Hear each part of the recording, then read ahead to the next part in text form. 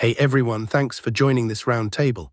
I know we've all been following the PRS for Music lawsuit against Valve, and there's a lot of chatter out there, some folks calling it a brain-dead money grab, others thinking it could change the whole digital distribution model. Let's unpack everything, what's really going on, who's actually responsible for paying royalties, and if PRS wins, what that means for us all. Absolutely. The core of the lawsuit is that PRS, the UK Performing Rights Society, claims Valve has been distributing games containing music from PRS-represented artists without obtaining a license under Section 20 of the UK Copyright Act 1988, the so-called making available right.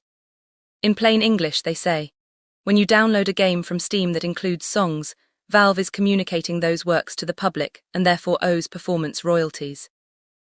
Right, and PRS has been trying to negotiate a license with Valve for years. Apparently it was only in March 2026 that the case actually moved into court. The crux of their argument is that while developers or publishers pay sync licenses when they embed a track into a game, those licenses don't cover the subsequent distribution via Steam. So PRS says Valve should have its own license for all UK sales. That's the gist from the press releases and the articles we've read: Digital Music News, Games Industry Biz, Billboard, IGN. All of them confirm that PRS is demanding a retroactive payment covering 23 years of Steam traffic. The question is whether Valve actually owes that money, or if it's just a misunderstanding of how licenses work. Historically, the game industry has treated the sync license as the sole music licensing contract. When Rockstar makes GTA, they negotiate with the record labels for each track, sign a sync agreement, and then the game is ready to ship. Valve simply provides a storefront. It doesn't create or modify the content. In that model, Valve isn't considered a performer of the music. But PRS's point hinges on Section 20, which states that making a work available to the public, like uploading a file for download, is itself a communication right. The UK law is a bit ambiguous here. Some courts have ruled that downloading a pre-recorded song from an online store doesn't count as a public performance, it's a private act. But PRS argues that because Steam distributes the entire game package, which includes the music files, it must pay for the right to communicate those works. And Valve's counter-argument would be that the sync license already covers all uses of the track in the final product, whether the user downloads or streams. They might also point out that other major storefronts, Sony Interactive Entertainment and Microsoft Gaming, have licensing agreements with PRS, so if Valve can't get a deal, maybe it should just not sell those games on Steam. That's a key point. PRS has licenses in place for Sony and Microsoft. Steam doesn't have one yet, according to the lawsuit. If PRS wins, Valve would need to negotiate similar agreements or risk massive retroactive payouts, think hundreds of millions of pounds. And let's not forget that Steam is a huge platform. The 2025 Steam Year in Review said they downloaded about 100 exabytes of data last year. That's roughly 190,000 gigabytes per minute over the whole year. Even if the royalty rate was small, say 1 pence per download, that would still be billions. So from a financial perspective, Valve could end up paying out a lot more than they currently do in platform fees. Speaking of which, Valve is already fighting a $656 million class action over alleged unfair platform fees, plus an antitrust lawsuit in the US, and the NY Attorney General's loot box case. PRS's suit adds another heavy blow. Exactly. The timing seems strategic. Valve is under pressure from multiple fronts. Maybe PRS wants to leverage that to get a settlement before a court ruling could set an even harsher precedent. If the court sides with PRS, it might compel Valve to pay retroactively and also enforce a new licensing regime for all future sales. And if that happens, it's not just Valve that will feel the heat. Epic Games Store, GOG, Apple App Store, Google Play, even physical retailers that sell boxed copies of games with music would potentially face similar claims. The concept of communication to the public could be applied to any distribution channel that delivers a game file containing music. That raises an interesting question about whether the current model, where developers pay sync licenses and platforms act as neutral distributors, is sustainable. If every platform has to get its own license, costs will rise for developers and publishers, who may pass those on to consumers. And there's also the regulatory angle. The UK government might step in to clarify how Section 20 applies to digital distribution of games. If they see a pattern of lawsuits like this one, they could propose new legislation or guidelines that define whether sync licenses cover distribution or not. Another point that came up on the video script was PRS's reputation as a copyright bully. They cited cases from 2009 where a woman was fined for playing classical music to her horses and a shelf stacker for singing to herself. That perception could influence how the public views this lawsuit. Some may see PRS as protecting creators, others as overreaching. The industry's reaction has been mixed too.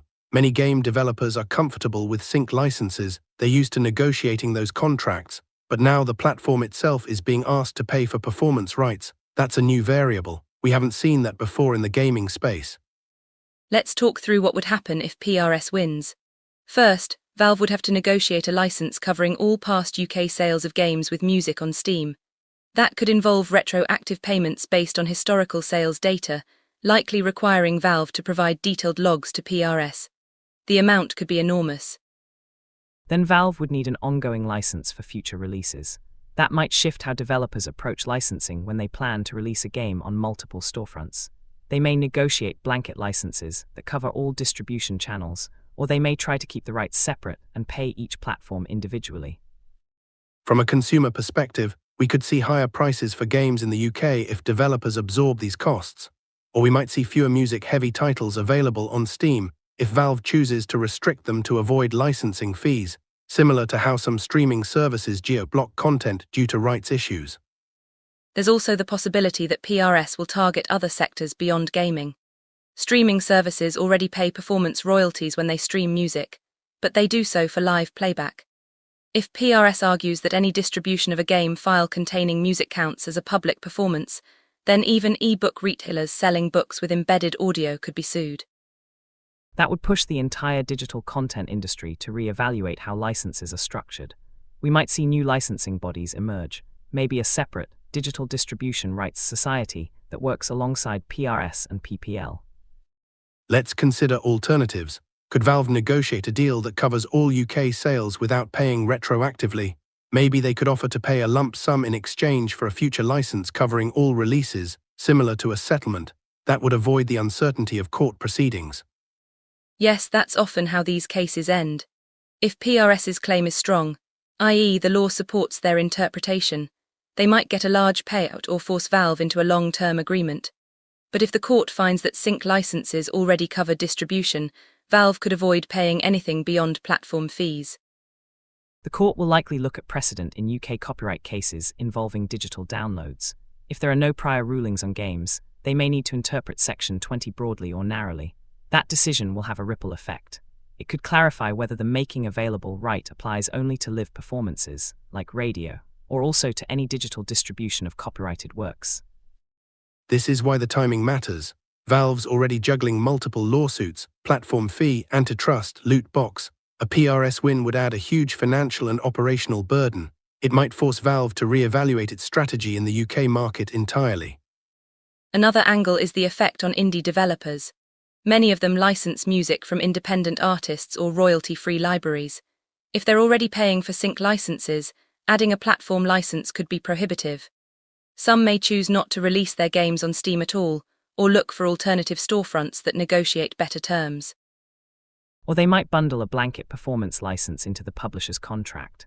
For example, the publisher could negotiate a single deal with PRS covering all distribution channels, Steam, Epic, GOG, consoles, so developers don't have to worry about separate licenses. That would be efficient, but it raises costs for publishers too. They might pass those on to game developers or absorb them as part of their publishing fee. Either way, the economics of music licensing in games could shift dramatically. Let's not forget that PRS has a long history of fighting for artists' rights. Their argument is that songwriters and composers deserve fair compensation when their work is used in a new medium like video games. From that perspective, they're protecting creators who may otherwise be left out of the revenue stream because platforms don't pay. But critics argue that the public performance right shouldn't apply to distribution of a game file that already contains licensed music. They say it would create an infinite liability chain. Every platform, every ISP, every download server could be sued for each track in a file. That would stifle digital commerce. And yet the counter-argument is that the law's making available right was designed to cover exactly this kind of scenario. In the 1980s, it covered radio and TV broadcasts. Today, it could apply to any online distribution. The question is how courts interpret it in practice. Another factor is that PRS has licenses with Sony and Microsoft for UK distribution. If Valve can't get a license, perhaps they should simply remove those titles from Steam in the UK, or offer them on a pay-per-play basis rather than full downloads. That would circumvent the issue, but also hurt sales. Or Valve could negotiate a new arrangement where PRS receives a fee per download for music containing games, essentially a performance rights fee that is built into the storefront's revenue model. That might be easier to implement than retroactive payouts. It'll be interesting to see how Valve responds publicly. The IGN article mentioned they haven't issued an official statement yet. If they defend their position, we may get more legal filings, perhaps a counter-claim or a motion for summary judgment. Meanwhile, the broader industry is watching closely. Other platforms are likely to preemptively negotiate licenses with PRS or other societies to avoid litigation. That could lead to a wave of new agreements across the board. And regulators may step in. The UK's Intellectual Property Office might issue guidance on whether Section 20 covers digital distribution of games. If they clarify that it does, it will set a binding precedent. If they say it doesn't, it will relieve platforms from liability. Let's also consider the consumer side. If Valve ends up paying huge royalties, what happens to game prices? Some argue developers may raise prices to cover costs, but others suggest they might cut costs elsewhere, like marketing or support, to keep prices stable. Alternatively, if PRS wins and platforms need to pay for each track, we could see a shift toward more royalty-free soundtracks in games. Developers might avoid licensing expensive pop songs and instead commission original music or use royalty-free libraries. That would change the audio landscape of games significantly. Many iconic titles are known for their curated soundtracks. Losing that element could alter player experience. Summing up, we have a complex situation. PRS is challenging Valve's assumption that sync licenses cover distribution. They're demanding retroactive payments based on Section 20. Valve's role as a shopfront is being questioned, and if the court sides with PRS, it could reshape licensing for digital distribution across multiple industries. The outcome will hinge on how UK courts interpret making available. If they see it as distinct from sync licenses, Valve could be hit hard. If not, the status quo may remain, but at least PRS's claim will force a conversation about clarity in the law. And whether this is an overreach or a necessary protection for creators is still up for debate. For now, developers and platforms should review their licensing agreements carefully, especially if they plan to distribute music-heavy games on multiple storefronts. Thanks, Alex and Kim, for breaking this down. It's clear that the PRS lawsuit isn't just about money, it's about how we define the rights of creators in an increasingly digital world. We'll keep a close eye on the court's decision and any new licensing frameworks that emerge as a result. Absolutely. And for anyone working in game development or publishing, now is the time to consult your legal counsel and make sure you're covered, both on sync licenses and any potential performance rights obligations. Likewise, if you're a platform operator, consider engaging with PRS early to negotiate a clear license that covers all UK sales. It could save a lot of headaches down the road. Great points. Let's keep this conversation going as more information comes out. Thanks again for joining. Until next time.